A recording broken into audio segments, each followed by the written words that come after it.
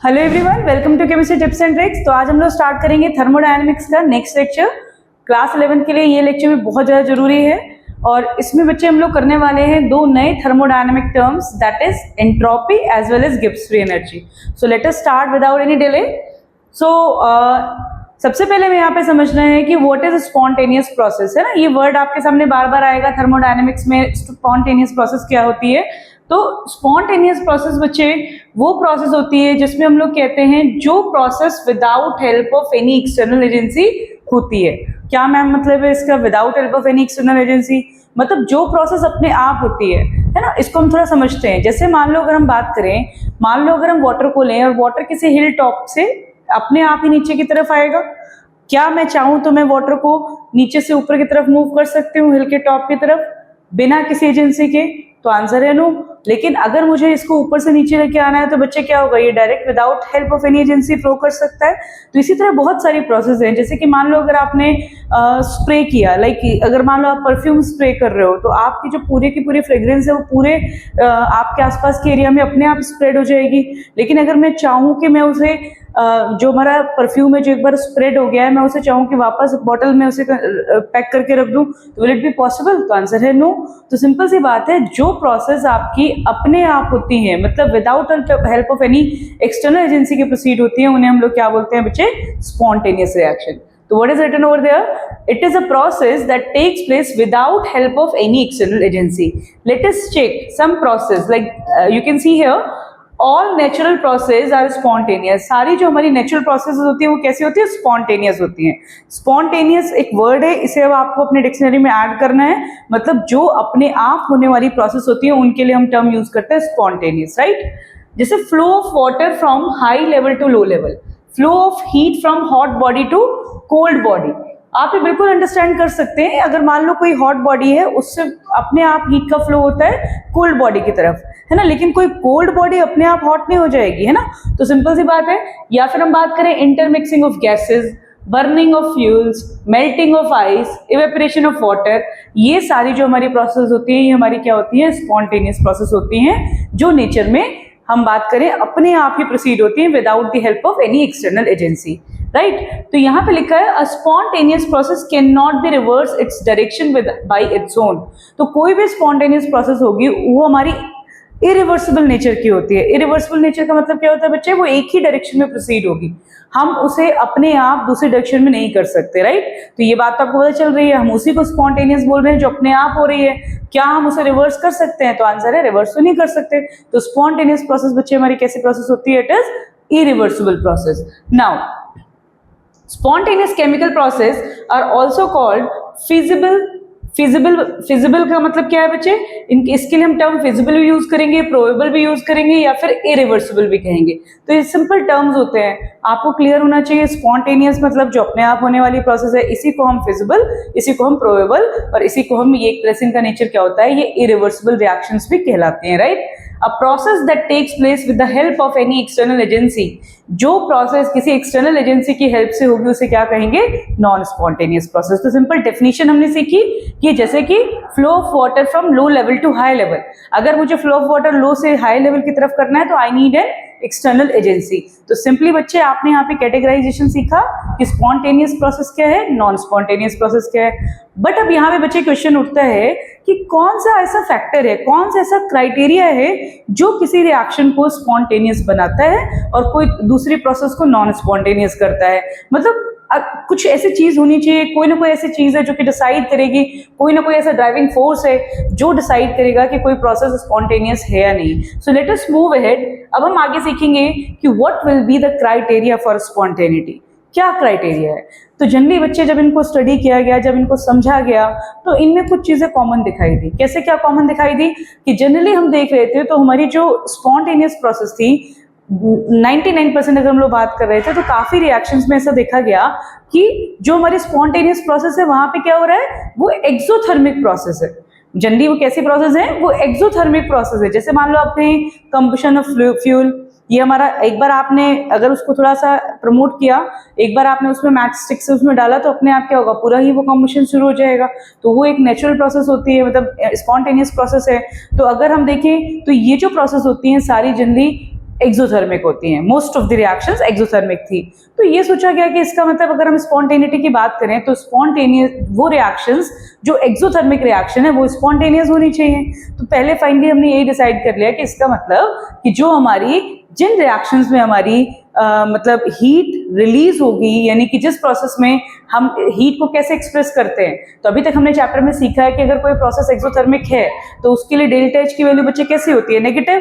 तो किसी प्रोसेस में अगर डेल्टा एच की वैल्यू नेगेटिव होगी तो वो रिएक्शन हमारी स्पॉन्टेनियस होनी चाहिए। ये बात ठीक है, दैट्स ओके। तो पहला क्राइटेरिया डिसाइड किया गया कि decrease in energy will be the criteria for spontaneity. Decrease in energy का मतलब क्या हो गया कि वो प्रोसेस जिनके लिए डेल्टा एच की वैल्यू नेगेटिव है, या फिर वी कैन से दैट वो प्रोसेस जो हमारी एक्सोथर्मिक है वो प्रोसेस हमारी स्पॉन्टेनियस होनी चाहिए, दैट्स ओके। बट बच्चे एक्सपेरिमेंटेशन से कुछ ऐसी शॉकिंग चीजें भी पता चली। शॉकिंग चीजें मतलब जब और स्टडी की गई तब देखा गया कि बहुत सारी ऐसी प्रोसेसेस होती हैं जो स्पॉन्टेनियस होती हैं लेकिन वो एंडोथर्मिक है। जैसे कि अगर मैं आपसे बात करूं, मैंने यहाँ पे ही आपको एक एग्जांपल बताया, जैसे कि evaporation of water. Evaporation of water अगर हम लोग करेंगे तो वाटर कैसा हो रहा है, इवेपोरेट हो रहा है। तो ये प्रोसेस कैसी होती है, यहाँ पे तो basically this is endothermic process. अब एंडोथर्मिक प्रोसेस है क्योंकि वाटर किस में कन्वर्ट हो रहा है, वाटर वेपर में, लेकिन ये तो स्पॉन्टेनियस में हमने रखा हुआ है। और अगर हमने स्पॉन्टेनियस में रखा हुआ है तो फिर इसका मतलब क्या है, there is something other than that of decrease in energy, है ना। तो कुछ ऐसा है जो कि डिक्रीज इन एनर्जी से अलग भी होगा, वो डिसाइड करेगा स्पॉन्टेनिटी को। तो यहाँ पे ये चीज कंक्लूड की गई कि इसका मतलब कि decrease in energy is not only the criteria for spontaneity. किसी प्रोसेस के स्पॉन्टेनियस होने के लिए केवल डिक्रीज इन एनर्जी क्राइटेरिया नहीं होना चाहिए बच्चे, इसका मतलब there must be one more criteria.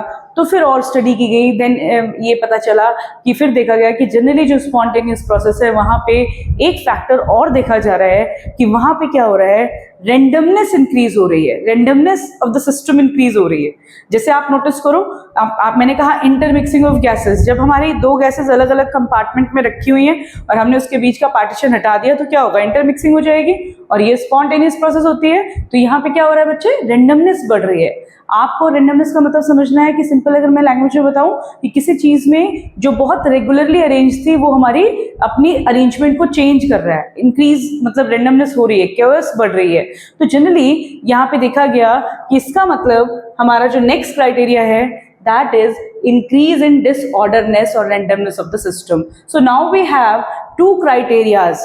First, decrease in energy and another increase in randomness of the system. ठीक है, तो ये बात ध्यान होनी चाहिए, आपको क्लियर होना चाहिए कि now not only decrease in energy is the criteria, rather we have one more criteria that is increase in randomness of the system. तो बच्चे इसमें थर्मोडायनेमिक्स में रेंडमनेस को हम एक्सप्रेस करते हैं एक न्यू थर्मोडायनेमिक टर्म से, that is entropy. Very very important. तो एंट्रोपी जो होता है हमारा थर्मोडायनेमिक टर्म्स, वो बेसिकली यही बताता है किसी सिस्टम में कितनी रेंडमनेस है। रेंडमनेस मतलब कितनी उसमें बेसिकली अगर हम बात करें डिसऑर्डरनेस सिस्टम में होगी, उसे हम एक्सप्रेस करते हैं with new thermodynamic term that is entropy, और इसको हम डिनोट करते हैं एस से। बहुत ही इंपॉर्टेंट, बहुत ही easy to understand I can say, क्योंकि आपको सिंपल सा देखना है कि जहां पे आपको दिख रहा है कि क्यूएसनेस बढ़ रही है, रेंडमनेस बढ़ रही है, डिसऑर्डरनेस बढ़ रही है, वहां पे एंट्रोपी इंक्रीज होगी। जहां पे आपकी रेंडमनेस कम हो रही है वहां पे एंट्रोपी डिक्रीज होगी। तो simply how do we measure it, it is a measure of what is the definition of entropy? It is a measure of disorderness or randomness of a system. ये एक measure होता है disorderness का, randomness of the system का। As disorderness increases, entropy also increases. Disorderness बढ़ेगी तो entropy बढ़ेगी। It is an extensive property in state function. पहले लेक्चर्स में मैंने आपको ऑलरेडी बताया है कि एक्सटेंसिव प्रॉपर्टी और स्टेट फंक्शन से क्या मीनिंग है, आपने होपफुली चेक कर लिया होगा। अगर नहीं किया तो आप प्रीवियस लेक्चर्स को देखो, उसमें आपको ये चीजें डिटेल में बताई गई हैं। For a given substance, solid state has least entropy and the gaseous state has most. Simple सी बात है, देखो कभी भी समझो, अगर कोई सॉलिड स्टेट से गैसियस स्टेट में जा रहा है तो बच्चे आपको पता चल रहा है क्या बढ़ रहा है, रेंडमनेस बढ़ेगी तो एंट्रोपी इंक्रीज हो जाएगी। टेम्परेचर आपका 0 केल्विन से लेके कितना हो रहा है, मान लो 70 केल्विन हो रहा है, व्हाटएवर मे बी, तो टेम्परेचर बढ़ेगा तो क्या हो जाएगा, एंट्रोपी इंक्रीज करेगी, गैस में जाएंगे तो एंट्रोपी इंक्रीज करेगी। अगर रिएक्शन आपको इस डायरेक्शन में दे दी तो एंट्रोपी डिक्रीज करेगी, यहाँ से यहाँ दे दी तो एंट्रोपी डिक्रीज करेगी। तो बिल्कुल भी इसमें क्रैमिंग नहीं है, सिंपल समझो, रेंडमनेस इंक्रीज करेगी, एंट्रोपी इंक्रीज करेगी, that is the point. Okay, now for a given system that is done, what is the unit for entropy? Entropy की यूनिट होती है जूल पर केल्विन पर मोल। यहां से बच्चे हम देखेंगे सिंपली कि यहाँ पे हम इसमें डिफाइन करेंगे, if a system absorb Q amount of heat, अगर कोई system Q amount of heat reversibly at a temperature T पे एब्जॉर्ब करता है, then change in entropy is given by the formula del S equals to Q reversible by T। तो जो हमारा entropy होता है वो हमारा बेसिकली किसके इक्वल होता है, जो भी आपकी हीट में चेंज हुआ है, जो भी आपने हीट मतलब रिवर्सिबली, जो भी हमारी amount of heat reversibly absorb हुई है सिस्टम में, उसके जब हम डिवाइड करेंगे with the temperature, then will get entropy of the system. अब बच्चे यहाँ पे आपको कंफ्यूज नहीं होना चाहिए कि एंट्रोपी तो टेम्परेचर के से इनवर्सली प्रोपोर्शनल है, ऐसा नहीं है। अगर मान लो आपके पास एक सिस्टम है, आप उसमें हीट दे रहे हैं, तो it was found by experiment that कि हम अगर same amount of temperature heat को किसी सिस्टम को देते हैं, तो उस केस में अगर हम उस हीट को लोअर टेम्परेचर पे देंगे तो इंक्रीज इन एंट्रोपी ज्यादा होगा। मतलब कहने का मतलब है कि टेम्परेचर की एंट्रोपी इनवर्सली प्रोपोर्शनल होता है। तो इस पॉइंट को ध्यान रखना है आपको। तो this is the formula for entropy calculations. Now let us solve some question based on this new term. बहुत ही सिंपल क्वेश्चंस होते हैं। Predict in which of the following entropy increases और डिक्रीजेस। तो पहला इन्होंने क्या कहा, a liquid crystallises into a solid. एक लिक्विड हमारा क्रिस्टलाइज हो रहा है सॉलिड में, तो यू कैन अंडरस्टैंड लिक्विड किस में कन्वर्ट हो रहा है बच्चे, सॉलिड में। तो इसका मतलब क्या हो गया, एंट्रोपी हमारी डिक्रीज होगी, सिंपल सी बात है, रैंडमनेस कम हो गई।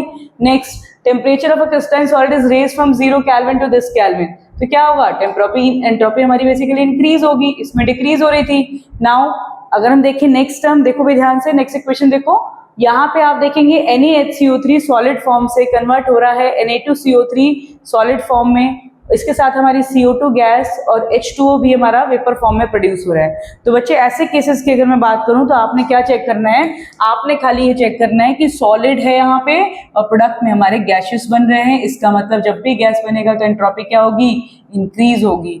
Now will discuss these kind of question. ये वाले क्वेश्चन भी काफी पूछे जाते हैं। H2 मॉलिक्यूल है आपके पास, जो टूट के क्या बना रहा है, 2 हाइड्रोजन एटम्स में टूट रहा है। तो यहाँ आप बच्चे कैसे चेक करेंगे, आप तो कहेंगे मैम यहाँ पे भी गैस है, यहाँ पे भी गैस है, हाउ कैन यू प्रेडिक्ट। तो उस केस में क्या देखना है आपको, 1 मोल ऑफ मॉलिक्यूल कन्वर्ट हो रहा है 2 मोल्स ऑफ एटम्स में। ओके, यानी कि एक मॉलिक्यूल 2 एटम में कन्वर्ट हो रहा है, इसका मतलब हम कहेंगे there will be increase in entropy. तो बिल्कुल सिंपल क्वेश्चंस होते हैं, इसमें बिल्कुल भी आपको डरने की जरूरत नहीं है।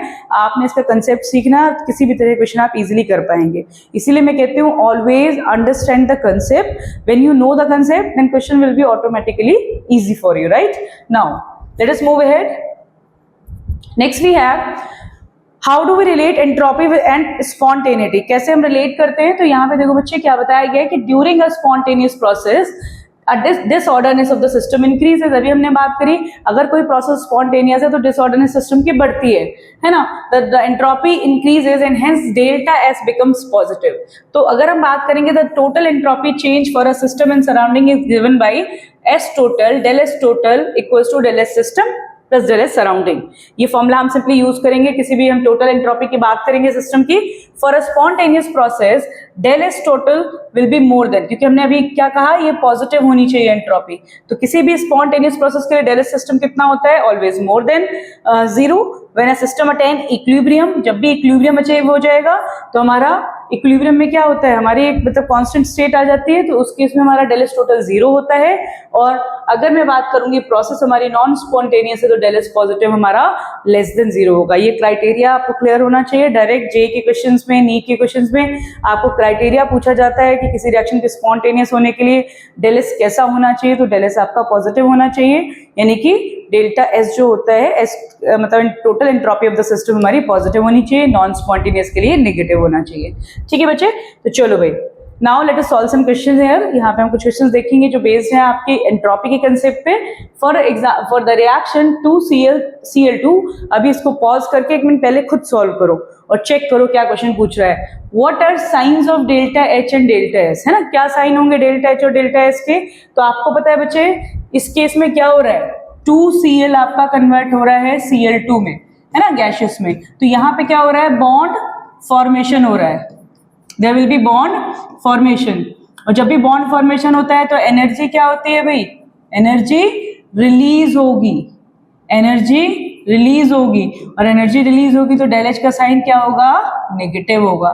सिमिलरली 2 एटम्स कन्वर्ट हो रहे हैं 1 मॉलिक्यूल में, तो यहाँ पे रेंडमनेस क्या हो गई, हमारी डिक्रीज हो गई, तो डेल एस हमारा क्या होगा, नेगेटिव होगा। ये क्वेश्चन नॉर्मल सारे स्कूल्स पूछते हैं, जो भी अच्छा पेपर बनाते हैं तो जनरली क्वेश्चन आता है, तो आपने इसको अच्छे से करना है, कंसेप्ट इसका क्लियर, इसमें कोई भी ऐसी क्रैमिंग वाली चीज नहीं है, आप समझो और गलती नहीं होनी चाहिए। क्योंकि रीजन क्या है, हो सकता है एनसीईआरटी में क्वेश्चन ऐसे दिया हुआ है और आपको ये रिवर्स करके दे दें, तो आपने सिंपली इसको रटना नहीं है, समझो चीजों को क्या हो रहा है। यहाँ पे बॉन्ड फॉर्मेशन हो रहा है तो डेल एस नेगेटिव होगा, और यहाँ पे आपका बेसिकली रेंडमनेस डिक्रीज हो रही है तो डेल्टा एस नेगेटिव होगा। Let's move ahead. नेक्स्ट क्या कह रहे हैं, फॉर एन आइसोलेटेड सिस्टम, अगर मेरे पास कोई आइसोलेटेड सिस्टम है तो डेल एस क्या होगा। तो बच्चे ये बेसिकली हमारा सेकंड लॉ ऑफ थर्मोडायनेमिक्स का एप्लीकेशन पे भी बेस्ड क्वेश्चन है, ये हमारा basically second law of thermodynamics कहता है, लास्ट में हम लोग उसको देखेंगे। तो सिंपल सी बात है, अगर कोई सिस्टम आइसोलेटेड है, यानी कि आइसोलेटेड का मतलब Q0 है, उस केस में डेल्टा यू भी 0 है, तो उसके स्पॉन्टेनियस होने के लिए डेल्टा एस को हमेशा क्या होना चाहिए, पॉजिटिव। आपको सिंपल आंसर में लिखना होगा कि अगर मान लो कोई प्रोसेस, आपकी किसी प्रोसेस के लिए आपकी डेल्टा यू 0 है, ठीक है, और डेल्टा यू 0 है और क्यू भी 0 है, क्योंकि आइसोलेटेड सिस्टम है, मतलब उस सिस्टम में कहीं से हीट मतलब चेंज नहीं हो रहा है, हीट चेंज उसमें 0 है, इट इज आइसोलेटेड सिस्टम, तो वो रिएक्शन तभी स्पॉन्टेनियस हो सकती है जब डेल्टा एस की वैल्यू क्या होगी, पॉजिटिव होगी। तो that is the answer for this question. Now we have the next question, calculate the entropy change in the surrounding when 1 mole of H2O is formed under standard condition। 1 mole H2O बन रहा है standard condition में, delta H formation दिया हुआ है आपका इतना, ठीक है बच्चे। तो ये आपका सिंपली दिया हुआ है, उन्होंने सराउंडिंग पूछा है, तो सिंपल आपने जब भी फॉर्मूला लगाना है S सराउंडिंग, जब भी हमें एंट्रोपी ऑफ द सराउंडिंग निकालना होगा, this will be equal to minus enthalpy of the system divided by temperature, this will be the formula, क्योंकि अपोजिट होगा, तो माइनस 286 डिवाइडेड बाय टेम्परेचर कितना है, स्टैंडर्ड कंडीशन है तो 298 लेंगे। तो अगर हम बच्चे इसको सॉल्व कर देंगे तो this will be 286 divided by 298, ऐसे करके हमारा क्या आ जाएगा, एंट्रोपी ऑफ द सराउंडिंग आ जाएगी, we will get S surrounding. तो आपने सिंपल फॉर्मूला यूज करना है, अभी मैंने आपको इसका फॉर्मूला बताया था। तो आप क्या करते हैं, जो हीट चेंज है, हीट चेंज को ही हम एच से डिनोट कर देंगे, तो बेसिकली क्या हो जाता है, divide by temperature, will see the answer. तो इसमें देखो, अच्छा it is not over there, यहाँ पे अभी आंसर नहीं है, कोई बात नहीं, इट्स ओके, आप इसे सॉल्व करेंगे, you will get the answer, right. तो सिंपल आपने इसी मेथड को लगा के इसको सॉल्व कर लेना है। लेट अस मूव अहेड, अब हम आगे बढ़ेंगे। तो next we have the very very important term and new term, that is गिव्स एनर्जी, ठीक है। तो अभी हमने देखा entropy, now we have this last term, even I would say last thermodynamic term इस चैप्टर का जो हम लोग पढ़ रहे हैं, दैट इज गिव्स एनर्जी। क्या होता है बच्चे गिव्स एनर्जी? गिव्स एनर्जी बेसिकली हमारा होता है, it is defined as maximum amount of available energy that can be converted into useful work. गिव्स एनर्जी वो हमारी मैक्सिमम अमाउंट ऑफ एनर्जी होती है जिसे हम यूजफुल वर्क में कन्वर्ट कर सकते हैं। इसको बच्चे आपको करना है, बहुत ज्यादा जरूरी टॉपिक होता है। इसमें हम रिलेशन होता है हमारा G equals to H minus TS। तो मतलब यहाँ से आपकी जो इक्वेशन है that is delta G equals to delta H minus T delta S। कहाँ से आई है ये इक्वेशन, कैसे हम लोग देखेंगे? तो डेल्टा G बच्चे ये होती है आपकी Gibbs energy, this is your enthalpy, change in enthalpy, और ये क्या है तुम्हारी एंट्रोपी। अभी आपने देखा था कि स्पॉन्टेनिटी को, यहाँ पे बच्चे ध्यान से देखना, किसी प्रोसेस के स्पॉन्टेनियस होने के लिए हमने 2 क्राइटेरियाज देखे थे, एक था डेल H और दूसरा था डेल S, ठीक है। डेल्टा S और डेल्टा H हमने देखा था, हमने कहा था डेल्टा H निगेटिव होना चाहिए और डेल्टा S हमारा पॉजिटिव होना चाहिए। इन दोनों को कलेक्टिवली एक्सप्रेस करता है डेल्टा G। और किसी प्रोसेस को फाइनली, क्योंकि किसी केस में ऐसा हो सकता है कि डेल्टा H हमारा फेवरेबल है और किसी में डेल्टा एस फेवरेबल है। तो overall will see spontaneity of any process, किसी भी रिएक्शन की स्पॉन्टेनिटी के बारे में या स्पॉन्टेनियस है या नहीं इस बारे में हम देखेंगे with the help of delta जी। तो डेल्टा जी हमारा बताएगा अगर डेल्टा जी की वैल्यू नेगेटिव है ना, if it is negative then reaction will be spontaneous. अगर डेल्टा जी की वैल्यू हमारी पॉजिटिव आएगी तो हम रिएक्शन कहेंगे नॉन स्पॉन्टेनियस। कैसे मैम? आप इसको इस फॉर्मूले में पुट करके देखो, टेम्परेचर का इफेक्ट यहाँ पे लगेगा। अगर ये प्रोसेस नेगेटिव है और अगर ये पॉजिटिव है तो सिंस यहाँ पे ये टर्म नेगेटिव और ये माइनस ऑलरेडी है और ये टर्म पॉजिटिव, तो क्या हो जाएगा? ओवरऑल टर्म हमेशा नेगेटिव हो जाएगा। तो इस तरह से आप क्राइटेरिया डिसाइड करेंगे and you will get the answer. तो अब आपने देखना है कि जो हमारा जी है वो डिसाइड करेगा वेदर प्रोसेस स्पॉन्टेनियस है या नहीं। तो जी की वैल्यू अगर नेगेटिव आएगी तो रिएक्शन स्पॉन्टेनियस होगी, जी की वैल्यू पॉजिटिव आएगी तो रिएक्शन नॉन स्पॉन्टेनियस होगी। तो सिंपली अब हमारे पास एक नया टर्म है, will decide spontaneity of reaction with the help of G. Okay, again what is the nature of G? It is an extensive property, it is a state function। ये एक extensive property होती है, ये एक state function होती है। और simply हम यहाँ पे देखेंगे तो ये टर्म्स हमने ऑलरेडी सीखे हुए हैं और नाउ हमें यहाँ पे बताना है कि इसकी यूनिट क्या है। तो यूनिट इसकी होती है किलो जूल पर मोल। अब यहाँ पे ये चीज समराइज कर दी गई है।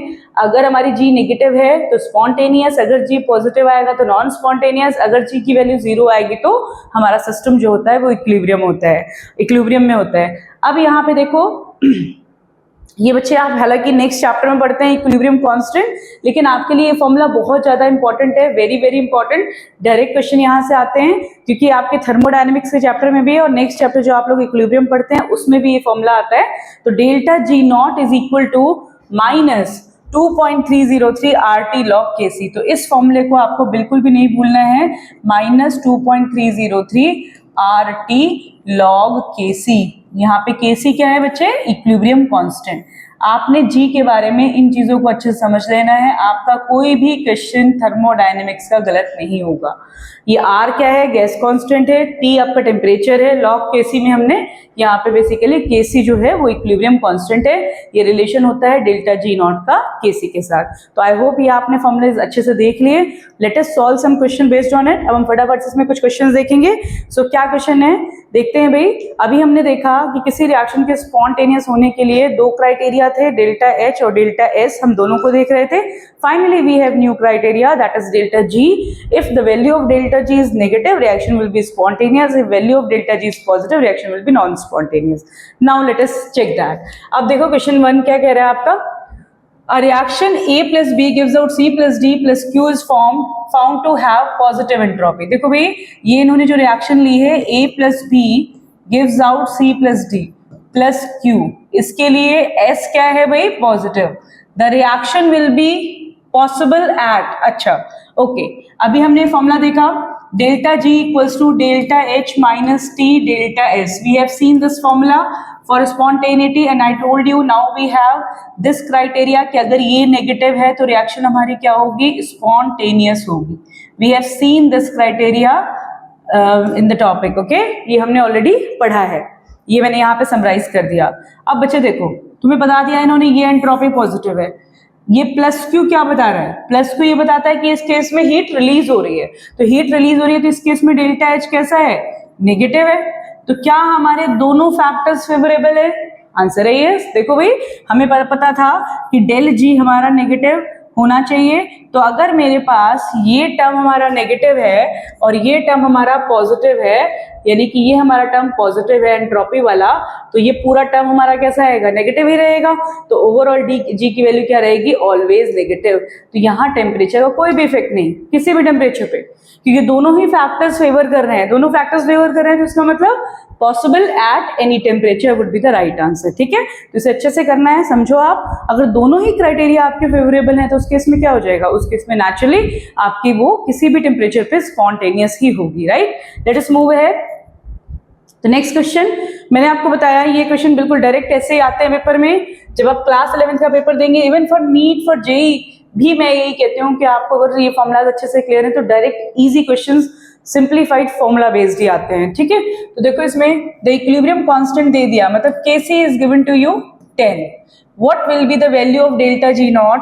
आर दिया है आपको और यहाँ पे टेम्परेचर दिया है। तो आई होप आप रिलेट करो फॉर्मूले को, delta G not equals to -2.303 RT log Kc। Can you all do it? Answer है यस, डेफिनेटली। क्यों नहीं? क्योंकि रीजन क्या है, आपने क्या करना है, पुट करनी वैल्यूज। 2.303, आर आपको दे दिया सिंपली 8.314 जूल पर केल्विन, टेम्परेचर दे दिया 300 केल्विन, लॉग 10 दे दिया। बताओ भाई इससे इजी क्वेश्चन क्या होगा? तो log 10 की वैल्यू 1 होती है। आपको सिंपल कैलकुलेशन करनी है, you will get the answer. Let us check the solution. तो देखो भाई ये क्वेश्चन यहाँ पे सॉल्व है, आपने केवल वैल्यूज पुट करनी है। ये यहाँ पे माइनस साइन यहाँ पे भी होगा, तो ये हमने यहाँ पे सिंपली इसको सॉल्व करके दिखाया हुआ है, आपने इसको चेक कर लेना है। You will check the answer. Okay, now second question, for the reaction at 298 kelvin, अगर हम ये रिएक्शन ले रहे हैं 298 केल्विन पे, इसके लिए डेल्टा एच दिया है आपको, डेल्टा एस दिया है आपको, और पूछा है at what temperature will the reaction become spontaneous considering these to be constant over temperature range. Okay, बढ़िया क्वेश्चन है भाई ये क्वेश्चन प्रीवियस ईयर्स में आया हुआ है, जेई में भी मैंने क्वेश्चन देखा है, डेफिनेटली जेई में भी प्रीवियस ईयर्स में है क्वेश्चन, तो आपको इसको ध्यान से समझना है। इन्होंने बच्चे इस केस में क्या किया है, इन्होंने सिंपल सा पूछा है कि आपको इन्होंने एक कंडीशन दे दी है, जिस टेम्परेचर पे, जिस कंडीशन पे इन्होंने आपको डेल्टा एच और डेल्टा एस की वैल्यू दे दी है। अब ये पूछ रहे हैं किस टेम्परेचर पे रिएक्शन स्पॉन्टेनियस होगी, है ना। मतलब आपको पता है किसी रिएक्शन को स्पॉन्टेनियस होने के लिए डेल्टा जी की वैल्यू क्या होनी चाहिए, नेगेटिव होनी चाहिए। और हमें ये भी पता है कि एट इक्विलिब्रियम क्या होता है बच्चे, एट इक्विलिब्रियम डेल्टा जी की वैल्यू 0 होती है, ये बात भी हमें पता है ना। तो अगर हम इसको एज्यूम करके चले कि we know delta G equals to delta H minus T del S, हमें ये बात पता है ना। एट इक्विलिब्रियम, अगर मैं एट इक्विलिब्रियम पे टेम्परेचर मेजर करूं तो एट इक्विलिब्रियम ये 0 होता है, तो del H will be equal to T del S, या फिर हम कह सकते हैं delta H will be equal to T del S. तो can we calculate temperature at equilibrium, yes और नो? अगर हमने यहाँ से टेम्परेचर निकाल दिया तो हमें पता चल गया कि इस टेम्परेचर पे हमारा क्या होता है, डेल्टा जी 0 होता है, तो उससे अबव टेम्परेचर पे क्या हो जाएगा, डेल्टा जी नेगेटिव हो जाएगा, क्योंकि टी कहाँ है, टी इसके साथ माइनस टर्म में है। तो सिंपली हम इस प्रोसीजर से इसको सॉल्व करेंगे। देखो भाई सोल्यूशन चेक करते हैं इसका, ताकि आपको इजीली समझ में आ जाए। तो देखो इसमें क्या दिया हुआ है, delta G equals to H minus T S है, हमने एज्यूम कर लिया इक्विलिब्रियम पे है, तो यहाँ पे क्या हो गया, डेल टी हम यहाँ पे निकालेंगे, टी निकालेंगे बेसिकली। तो टी हमारा कितना आ गया, ये हमने फॉर्मूला पुट किया एंड यू विल गेट 2000। तो किसी भी रिएक्शन में अगर 2000 केल्विन पे टेम्परेचर इक्विलिब्रियम में जा रही है, मतलब डेल्टा जी 0 हो रहा है, तो किस टेम्परेचर, किस कंडीशन में डेल्टा जी नेगेटिव होगा? तो for the reaction to be spontaneous del G must be negative, for the given reaction to be spontaneous T should be more than 2000 kelvin. ठीक है, तो बच्चे आपको सिंपल सा ये करना है, आपको इक्वेशन को रिलेट कर लेना है कि इक्विलिब्रियम में क्या पॉसिबिलिटी है, और इक्विलिब्रियम में पॉसिबिलिटी के अकॉर्डिंग आपको बताना है कि अगर हमारा टेम्परेचर इससे ज्यादा होगा तो सिस्टम हमारा किस में चला जाएगा, सिस्टम हमारा क्या शो करेगा, वो हमारा स्पॉन्टेनिटी को शो करेगा। ठीक है, तो ये क्लियर होगा, स्क्रीनशॉट ले लो और हम आगे बढ़ेंगे। तो नेक्स्ट क्वेश्चन क्या है बच्चे, नेक्स्ट क्वेश्चन है हमारा फॉर द रिएक्शन डेल्टा, इस रिएक्शन के लिए आपको डेल्टा यू दिया हुआ है, डेल्टा एस दिया हुआ है। अच्छा, calculate delta G for this reaction and predict whether reaction में अगर स्पॉन्टेनियसली। ओके, तो जब भी बच्चे क्वेश्चन पूछा जाए ना क्या रिएक्शन स्पॉन्टेनियसली होगी, तो आपने क्या करना है, हमेशा उस क्वेश्चन में ये निकालना है, और अगर इसकी वैल्यू नेगेटिव आएगी तो रिएक्शन कहो स्पॉन्टेनियस होगी, और अगर इसकी वैल्यू तुम्हारी कैसी आएगी, पॉजिटिव आएगी, तो रिएक्शन कैसी होगी, नॉन स्पॉन्टेनियस होगी। ठीक है, इसमें कुछ भी आपको लर्निंग नहीं करनी, आप सिंपल से सीखो और उसको लगाओ, अप्लाई करो। ठीक है, सिंपल ये कंसेप्ट है। तो अब इसमें आपको इन्होंने फॉर्मूला तो आपको पता है, delta G not equals to delta H not minus T del H not. तो अब क्वेश्चन है कि आपको इन्होंने डेल्टा एच नॉट नहीं दिया, तो नेचुरल सी बात है, आप कितनी बार ये क्वेश्चंस कर चुके हैं प्रीवियस लेक्चर्स में कि अब इन्होंने यहाँ पे आपको इक्वेशन दी हुई है, और इस इक्वेशन के थ्रू आपसे ये खुद निकलवाना चाह रहे हैं पहले डेल्टा एच, क्योंकि डेल्टा यू नॉट दिया हुआ है। तो डेल्टा यू नॉट जब आपका दिया हुआ है तो आप कौन सा फॉर्मूला लगाएंगे, delta H not equals to delta U not plus delta N R T. तो ये वाला आपने डेरिवेशन अच्छे से सीखा हुआ है, इस पे बहुत सारे न्यूमेरिकल मैंने प्रैक्टिस इन्हीं लेक्चर्स में ही कराए हुए हैं, तो आपने इसको करना है। तो इस फॉर्मूले से आप पहले डेल्टा एच निकालेंगे, फिर आप इस वाली इक्वेशन में रखेंगे, और अगर आपके डेल्टा जी की वैल्यू नेगेटिव आएगी तो रिएक्शन कैसी होगी, स्पॉन्टेनियस, अगर पॉजिटिव आएगी तो नॉन स्पॉन्टेनियस। तो इस मेथड से हम इसको प्रोसीड करेंगे। Let us check the solution. तो देखो भाई क्या क्या हुआ है इसमें इन्होंने सिंपली इसी तरह से पहले इन्होंने यहाँ पे एन निकाल लिया, फिर इन्होंने डेल्टा एच वाले फॉर्मूला में रख के यहाँ पे इन्होंने डेल्टा एच की वैल्यू निकाली जो कि नेगेटिव में आ गई, और डेल्टा एस आपको ऑलरेडी दिया हुआ था, तो ओवरऑल हमारी डेल्टा जी की वैल्यू पॉजिटिव में आ गई। तो इसका मतलब रिएक्शन कैसी हो गई, non spontaneous, it will not occur spontaneously. Take a screenshot और इसे अच्छे से खुद करो और चेक करो, ठीक है। तो मेरे ख्याल से यहाँ तक आपको क्लियर हो गया हो कि कैसे हमने डेल्टा जी के और डेल्टा यू के डेरिवेशंस किए और न्यूमेरिकल्स किए, जिसमें हमें क्लियरली समझ में आ गया कि टोटल क्वेश्चंस हमारे ऑलमोस्ट फॉर्मूला बेस्ड हैं। Now we have the next topic that is second law of thermodynamics, है ना। तो ये भी हमें पढ़ना होता है थर्मोडायनेमिक्स चैप्टर में। तो सेकंड लॉ क्या कहता है, फर्स्ट लॉ आपने पढ़ा था, energy can neither be created nor be destroyed, है ना तो एनर्जी को क्रिएट कर सकते हैं ना डिस्ट्रॉय कर सकते हैं। तो अगर मैं सेकंड लॉ ऑफ थर्मोडायनेमिक्स की बात करूं तो ये कहता है ऑल स्पॉन्टेनियस और naturally occurring processes are irreversible. ये बात ध्यान सुनो, उन्होंने ये बोला कि जितनी भी स्पॉन्टेनियस प्रोसेस होती हैं या नेचुरली अकरिंग प्रोसेस होती हैं वो हमारी इरिवर्सिबल होती है। ये बात हम ऑलरेडी जानते हैं, यही हमारा थर्मोडायनेमिक्स का सेकंड लॉ है, ठीक है। तो ये बच्चे आपको पढ़ना है, without help of external agency spontaneous process can not be reverse thermodynamically. इसको हम अलग तरीके से भी डिफाइन करते हैं, entropy of an isolated system must increase if it is to be spontaneous. मतलब वही वाला जो क्वेश्चन हमने वहां पे किया था कि अगर हमारा कोई सिस्टम आइसोलेटेड है, डेल यू जीरो है, तो उस केस में हमारी एंट्रोपी क्या होगी, एंट्रोपी ऑलवेज पॉजिटिव होगी। This can be predicted from second law of thermodynamics. तो ये आपको अच्छे से याद करना है, कोई भी एक स्टेटमेंट आप याद कर सकते हो, और टोटल को हम ऐसे निकालते हैं S system by S surrounding. Now we have third law of thermodynamics. तो थर्ड लॉ ऑफ थर्मोडायनेमिक्स क्या कहता है, entropy of all perfectly crystalline solids may be taken zero at the absolute temperature, है ना। एंट्रोपी किसी भी perfectly crystalline, तो हम वही मान के क्या चलते हैं बच्चे, कोई भी क्रिस्टल होता है तो उसमें रेगुलर अरेंजमेंट होता है, उसमें बिल्कुल रेगुलर पार्टिकल्स का अरेंजमेंट होता है। और कोई अब ये कह रहे हैं कि entropy of all perfectly crystalline solids at किस पे, एब्सोल्यूट टेम्परेचर पे, taken as zero, absolute temperature पे। तो बच्चे अंडरस्टूड है, अगर आप सोचो कोई परफेक्ट क्रिस्टल है तो उस केस में पार्टिकल्स क्या होंगे, बिल्कुल रेगुलरली अरेंज होंगे, तो वहां पे रैंडमनेस क्या मानी जाएगी, जीरो। तो यही कहना चाह रहा है थर्ड लॉ, ये कहता है कि एंट्रोपी किसी भी परफेक्टली क्रिस्टलाइन सॉलिड की एब्सोल्यूट जीरो टेम्परेचर पे जीरो होती है। This is the third law of thermodynamics. तो आपको इस चैप्टर में तीनों थर्मोडायनेमिक्स के लॉ के आपने स्टेटमेंट अच्छे से करने हैं। तो पहला लॉ हमारा कैसे डील करता है, energy can neither be created nor be destroyed. दूसरा लॉ हमारा क्या करता है, एंट्रोपी हमेशा इंक्रीज करेगी किसी भी स्पॉन्टेनियस प्रोसेस की।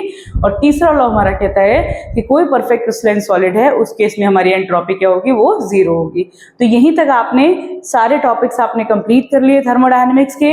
आपने देखो सिंपली जब ये चैप्टर शुरू किया था बच्चे, तो आपने कहां से स्टार्ट किया था, आपने कुछ बेसिक टर्म्स सीखे थे, आपने यहाँ पे इंटरनल एनर्जी के बारे में सीखा, एंथैल्पी के बारे में सीखा, हीट कैपेसिटी के बारे में सीखा, एंट्रोपी के बारे में सीखा, और गिब्स एनर्जी के बारे में सीखा। तो आपको मैंने इंट्रोडक्शन लेक्चर में ही बताया था कि ये सारे टर्म्स आप पूरे लेक्चर में अच्छे से सीखने वाले हैं। तो with this we are done with thermodynamics lecture thoroughly, ठीक है। तो आज के लेक्चर के बाद हमारा सारे इसके कंसेप्ट बेसिक जो हमारा लेवल था, जो सारे टॉपिक्स थे वो हमने कवर कर लिए हैं। अब आपने इनको अच्छे से चेक कर लेना है। तो नेक्स्ट मिलते हैं हम लोग नेक्स्ट चैप्टर के साथ in next series. Thank you so much.